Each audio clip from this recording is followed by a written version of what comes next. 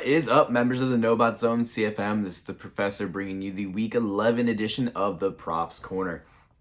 Guys, Week 11 was another really great week. We had a huge upset this week, in addition to a variety of other things. I am going to lead off with Ragusa, gone again. Just can't get it done in the CFM. Too many losses for the guys. Losses are bad for the stream boys. So if you got a streamer who's losing games at a consistent rate, he's not going to stick around, and that was the case. Ragusa is out.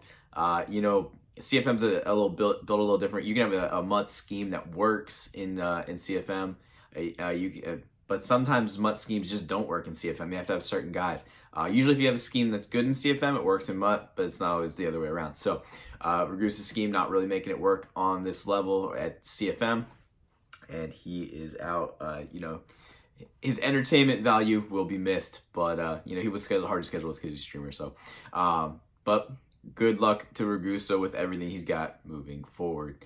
Now, this did lead to an interesting situation here where the Cardinals owner and the Ravens owner was the same for this week. We had a mid-week switch moving on, so we'll touch on that a little bit later in the CFM, but he did play 2 games in the same week for 2 different teams. All right, guys, we are going to open with Trauma Goat versus Trauma Bot. We had dad versus son here. The Patriots taking on the Falcons, and the old man ruined the perfect season. The Patriots were undefeated going into this. Trauma Senior gets it done in this one. Guys, if you guys don't know, Trauma literally went out and bought an Xbox, so that they could both play their game against each other, so that he could attempt to stop all the capping from Dez, which is a awesome move and shows a lot of dedication to wanting to show who is the better Madden player in the family. So, a motivated dad looked very sharp, including this one where he finds a wide open wide receiver.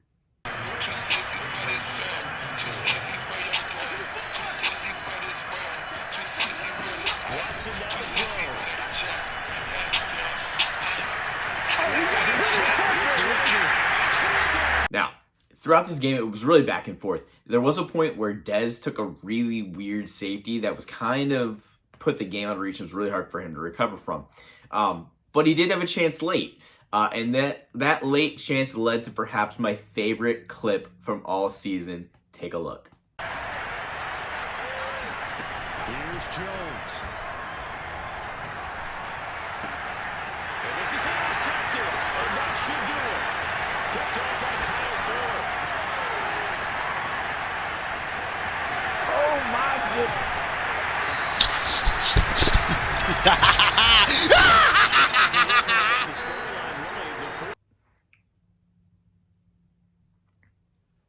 All right, boys, that maniacal laugh at the end out of Trauma is just phenomenal. And Dez in the background saying, come on. It was just all in all my favorite clip from the whole year. That was awesome stuff. Now, look, guys, both these teams are going to make the playoffs. Trauma's only got 2 losses on the season.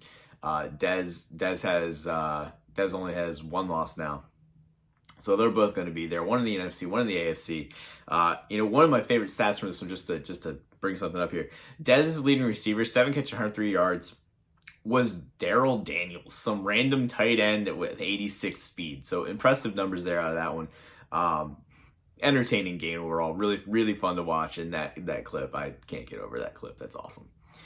All right, guys, my game, Eagles, Saints, 49-0 for the Eagles. Lag fest in this one for Darby. Darby, in his update, said that his internet could be a villain in a low-budget movie. I thought that was a hilarious line.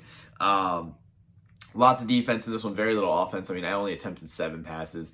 We had 7 interceptions. Eli Apple had 3 interceptions. 2 of them went to the house. But all that had to do with how much lag was going on for Darby. So, we stay undefeated this week. Panthers at the Washington football team. Panthers take this one down 49-14. No Slinger for Mo continues to be a problem. You can see a lot of those passes are completed with Slinger and they're just floating without, having that ability. Willie, then that led to 5 interceptions in this one for Mo. Willie continues to be, or kind of rounds back into being his old self, 22-27, 340 yards, 3 touchdowns with Dak Prescott. And he also rushed for a touchdown with 3 different players, so keeping it interesting there.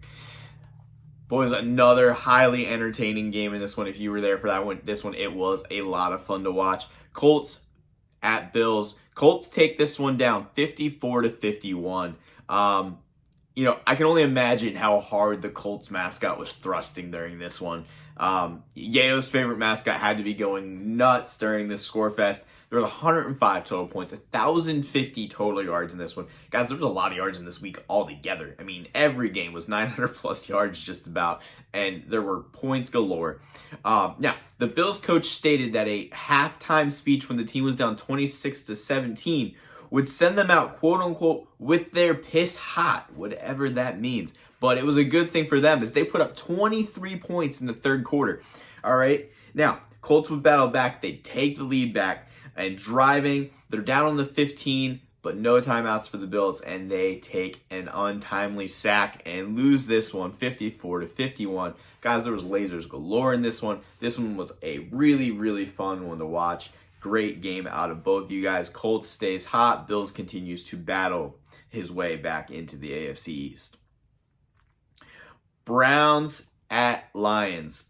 Browns owner, this was his first win. They take it down 25-22 and spoils the debut of one Trevor Lawrence, who had been part of the big Aaron Rodgers deal for the Lions. Now, Trevor Lawrence still looked good. 274, 2 touchdowns, and no INTs in this one. Just wasn't enough to get it done. Russ, 111 of Russ's 214 yards, and both his touchdowns went to Hunter Henry, so doing damage with the tight end, always impressive when guys are able to do that because the tight ends are usually not that fast. We're looking for speed kills in Madden all the time. So Browns look good and take this one down 25-22. Titans at the Texans. Titans take this one down 28-24. They stay hot in this one. Although for some of this game, didn't look like anybody wanted to win. There was 8 total interceptions in this one. Guys were just throwing it back and forth to each other. But if you're going to win, you got to throw some lasers, and Major threw this one to take the lead. Here's Wilson. Flush to his right. Now a diving effort. Now, the more we see that kind of stuff out of Major, the better off that man's going to be, and he takes the win again here, 28-24. The Vikings and Packers. The Vikings laid an old-fashioned smackdown on the Panthers this week. It's 42-7 Vikings. Huge division game for the Vikings, and they showed up. They held the number 1 rush offense to only 92 yards. They held the Packers offense in general to only 200 yards, so they were locked down in all facets of the game, and they forced four interceptions in this one, so they looked great. Now, on the opposite side of the ball, Herbert, rounding in the form, he was 19 of 21, 299 yards, 5 touchdowns, looking really good in this one, and first time all season without any interceptions, so that's huge for Kistek as he starts to actually move up into pretty much a battle for the first place in the division in the NFC North. Now, he's going to need to, again, continue these defensive performances as he looks to hopefully take first place in that division. But if he keeps looking like this on offense, he's going to be in really good shape as well. Take a look at these 2 lasers from Justin Herbert. Throwing again on second down. Herbert lines up and lets it go for Samuel. And this is... Hear the remote's clicking off right now. Flushed out right. He'll let this go deep for Bourne. Well, this is taken in. It's complete.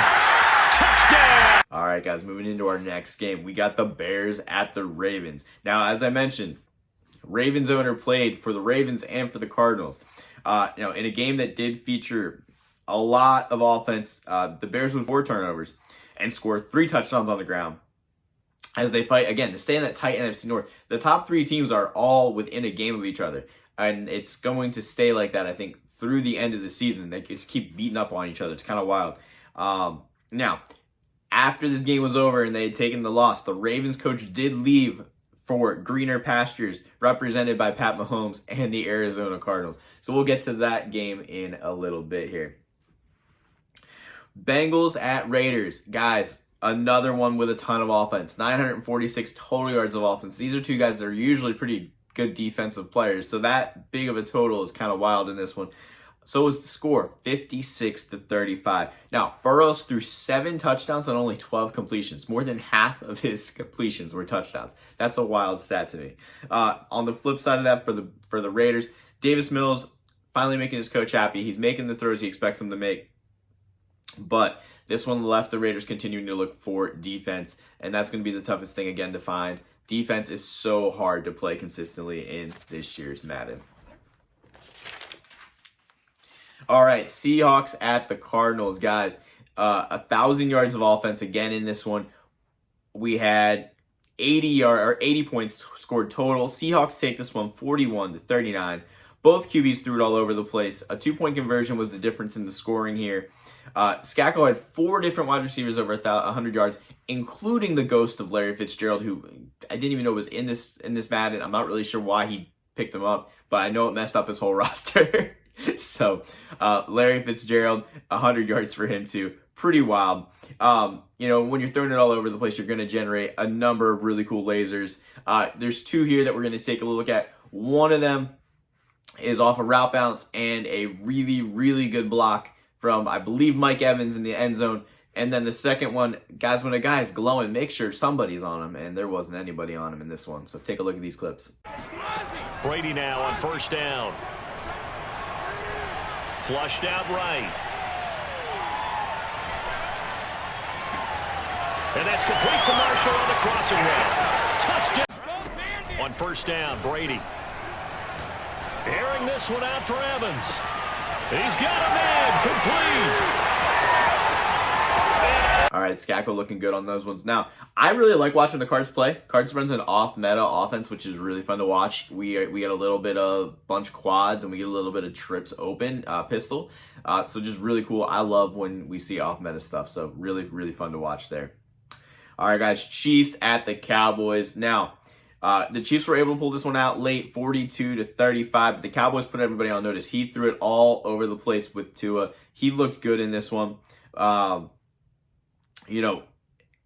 Cowboys is a new owner. Now, the team has struggled throughout the year, but he showed a lot of fight in this one. There was 900 yards of total offense in this one between the two teams. Cowboys had 4 wide receivers go for over 94 yards. So again, when somebody's spreading around like that, really hard to lock down because, you got to try to account for literally everything. Chiefs had 2 players over 10 catches as he continues to put himself in position for a playoff spot. Cowboys might be something for next year, obviously, probably tanking. And I just made a trade with him, and guys, he's got I think 10 picks in the first 2 rounds. It is absolutely ridiculous the number of picks this man has accrued. So look for Cowboys to make noise in the future. Look for Chiefs to make a playoff push. Steelers at the Chargers, guys, another game of 900 plus yards of offense, and we had another 56-35 game here. Steelers, always good. Touchdowns to 4 different players, 3 players over 100 yards, and 4 different DBs with an INT. That was really the difference. The Chargers moved the ball pretty well in this one. His yardage numbers were right there with Chase, actually. But Jay Corbs just turned the ball over a little bit too much. Aaron Rodgers looks to be an improvement for him over Trevor Lawrence. So look for better things moving forward for him. And hopefully Aaron can find the fountain of youth and keep playing for years to come for Jay Corbs. All right, guys, last game that we're going to talk about. Bucks is on fire, guys. Bucks is on fire. 56-21 here over the Giants. Teddy Bridgewater, 5 TDs on only 11 incompletions. So in the same week, we had 2 guys who half their completions were touchdowns. Or almost half their completions were touchdowns. So 25 yards per completion as well in this one. So there were just big plays galore. And that is always the case when you've got Anthony Schwartz and Will Fuller running past everybody because they're just faster than everybody. Now, interestingly enough, Giants outgained the Bucks, but they're, again, 4 costly interceptions. Now, what's wild in this one is to lose by 35, but to outgain your opponent. We must have been throwing a lot of red zone interceptions in this one. I didn't get a chance to check the game out, but, we don't want to be turning the ball over at all. Definitely don't want to be turning over red zone, but that's the only way in my mind that you can lose by that much and outgain your opponent. So, now, I think Lunatic's going to get that cleared up. Kind of can be hot and cold, but we'll get to him in the week 12 corner where he made some noise. All right, guys. In addition, I think this gives the Bucks a lot of confidence moving forward. He's winning games against really good players, and now that he's kind of locked in on an offense that allows him to showcase the speed that he has on offense, I think he's going to be pretty dangerous for literally anybody to play moving forward. And that does take him into his division rival game with the Falcons, who he's trying to chase down next week. All right, guys, that is everything that I have for the Week 11 Professor's Corner, and we will see you in Week 12. Peace.